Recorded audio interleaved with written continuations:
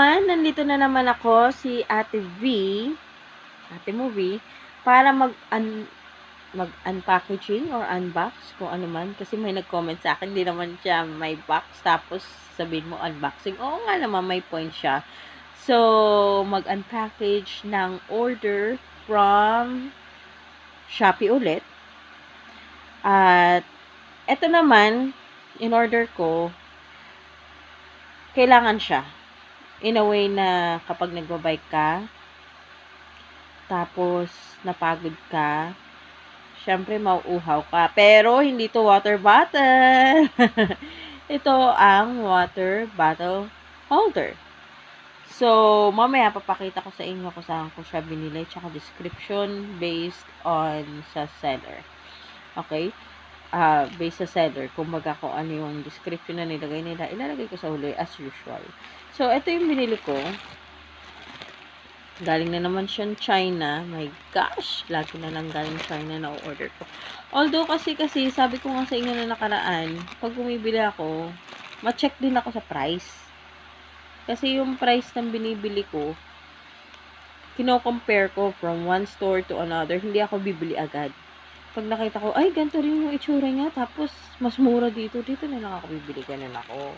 Plus pa yung mga discount na nakukuha ko sa Shopee. Siyempre, kapag nag-Shopee Pay ka, usually, meron kang discount dun na 15% cashback. Ay, hindi. Iba yung cashback. Iba yung discount pala. Na 15%.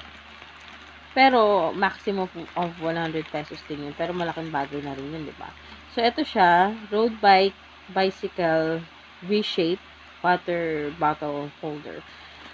Ang dami ko nakikitang water bottle. Meron pa ako water bottle holder. Meron pa nga ako nakitang partner yung water bottle holder tsaka yung water bottle. Kaya lang, be mindful din. Check on the comments. Kasi may nakita akong may ganon. Hindi ko siya binili kasi nagpe-fade daw yung water bottle. Eh, paano pala yung water bottle niya? Baka, or nagpe-fade yung color pala, hindi yung water bottle mismo.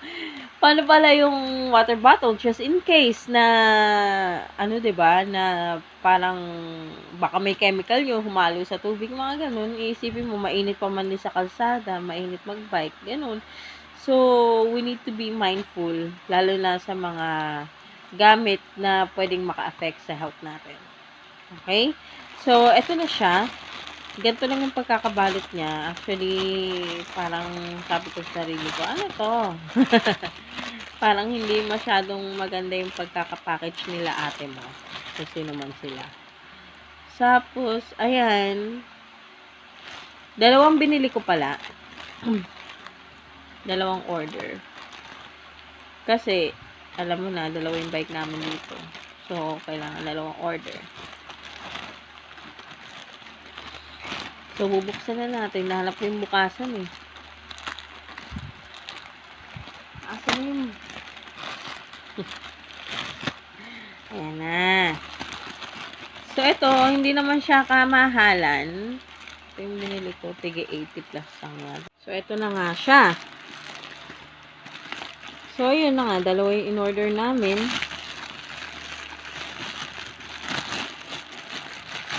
So, ganyan siya. Alam mo ba, kinabahan ako? Kasi akala ko, isa lang yung dineliver nila. Kasi naman, kung kakapakapain mo siya dito sa plastic, parang iisa lang. Tapos na-realize ko, uy, may nagtatanggalan. So, doon ko, baka pinagpatong lang. So, ganun pala yung pagkakaayos niya. Nakaganyan lang siya. So, ito, sabi nga doon ng description, plastic, tapos may specific size din naman. Kasi ako ganun ka-fund ng mga specific size, ganun. Siguro in the future, pag kailangan na talaga.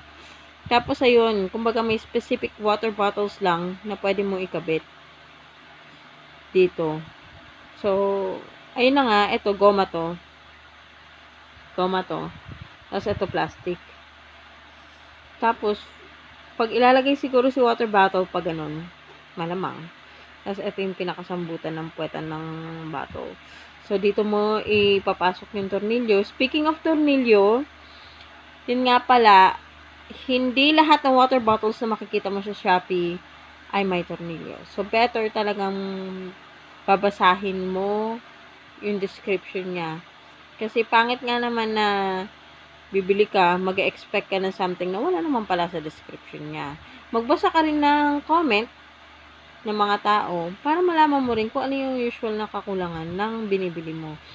So, ito, carbon fiber daw siya na plastic. So, hindi ko alam kung paano mo i-describe yung mga ganun eh. Pero, mukha naman siya maganda. Stylish siya. Yung design niya. Hindi naman siya gasgasin. Sana. Tapos, magaan siya. Sobrang gaan niya. So, hindi naman siya magiging pabigat sa bike. Siguro ang magiging pabigat sa bike ay yung water bottle mismo. So, wait lang. Kukuha ako ng mga water bottles na meron akong mahanap dito sa bahay. Tapos, pakita ko sa inyo kung ano yung mga pwede ipasok. Kasi hindi siya ganun kalakihan. Kita nyo, yung kamay ko. Ganyan lang. Ganyan yung kaya niya ipasok. Yan. Kaya na may fist. Pero, syempre, ayun, madulas siya. So, hindi siya gasgasin. Ayun, maganda pa rin yung makita nyo as viewers kung ano yung possible na kakasya dito para makapag-decide kayo if you're gonna buy it or not kapag nakita nyo siya sa Shopee. So, wait lang at kukuha na ako ng water bottles. Sandali lang! So, ayan na guys. Nanguha ako ng mga iba't ibang klaseng bottles namin dito, water bottles. Yung iba, plastic na lang ng mineral water just in case. Kasi sa kalsada, 'di ba? Minsan kapag wala kayong water bottle ganun na nabili, kung meron man kayong ganito, at least malaman niyo kung ano yung kasyang water bottle pa para dito. Actually, hindi siya ganung kalakihan na klase ng water bottle na pwede magkasya dito. So, mag-start na tayo sa syempre, sa maliit na water bottle. So, ganito. Tapos, ganito siya. Ito, ano lang to. 350 liter na water bottle na mineral water. So, para magkaroon kayo idea kung paano yung sukat niya, ganyan siya. So, para sa mga sa 10 piso yata ito, type na mineral water, maluwag siya. So, ganyan siya. Para magkaroon lang kayo idea kung gaano siya kalaki. Yan. Ganyan siya kaluwag. So, meron din ako nakitang water bottle dito. Hindi naman kami talagang fan ng Nature Spring. Pero yung 1 liter. Kasi syempre, di ba? May isip mo minsan nakakapagod talaga mag-bike. So, you need to bring ng maraming tubig. Ganun. So, yung gantong klase, obviously, 1 liter, hindi siya kasya. Kasi, unless kung dudurugin mo yung water bottle. Pero hanggang ganyan lang siya. Hindi siya kaya umabot hanggang dito. Pag nag-bike ka, gaganyan.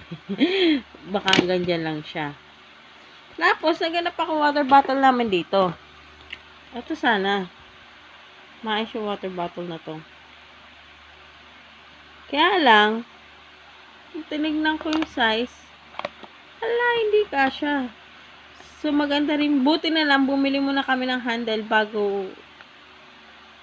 Kasi, hindi rin pala buti na lang. Dapat pala tinignan ko muna yung sukat ng mga tumbler namin dito.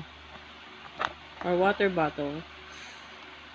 Bago ko gamitin. Although, mabigat yung mga ganitong klase. Meron kasi mga preferred na water bottle para sa mga bike. Hindi siya yung basta-basta water bottle mo lang. Kaya rin na yun. Siyempre, titignan mo pa rin yung kung kaya niya ma-maintain yung heat. Yung mga ganun ba? Yung hindi mag-mix sa water ng chemical. Mga ganun din iisipin natin kapag bumibili tayo ng water bottle na para sa pag-biking. Kasi nga, direct light exposure siya eh. Kumbaga, parang habang nag-bike ka, or pwedeng maihitan, ganun. Possible na ganun. Although, syempre, natatakpan din siya ng legs mo habang nag-bike ka, ganyan. Pero, mas maganda ng safe, diba? Kesa naman sa iti-take risk mo, mahirap na. But lastly, ito, water bottle ko sa work na matagal ko na hindi ginagamit. Yan, my style. Nakalimutan ko na kung ilang liter to. Pero ito kasi, maganda naman daw to kasi parang resistant siya sa temperature. Ito, resistant siya sa temperature na 20 degrees. Hindi ko alam kung nababasa nyo. Basta nakalagay yan dyan. 20 degrees Celsius to 120 degrees Celsius. So, pwede siya.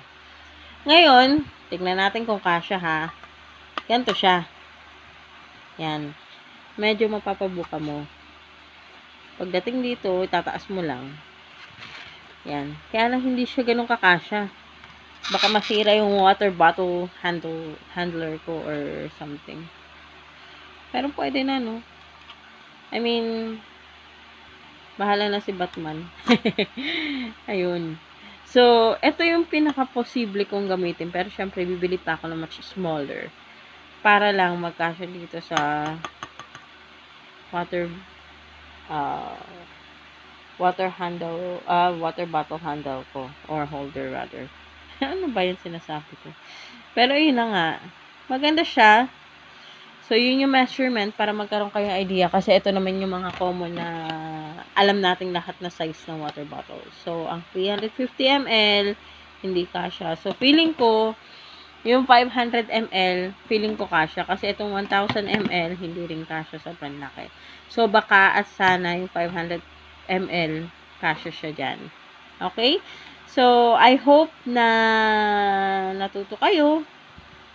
At nagkaroon kayo yung idea kung dapat bang bilhin o hindi pa dapat bilhin tong item na to. Mamaya papakita ko sa inyo, kakabit ko siya sa bike, kung anong itsura niya sa bike.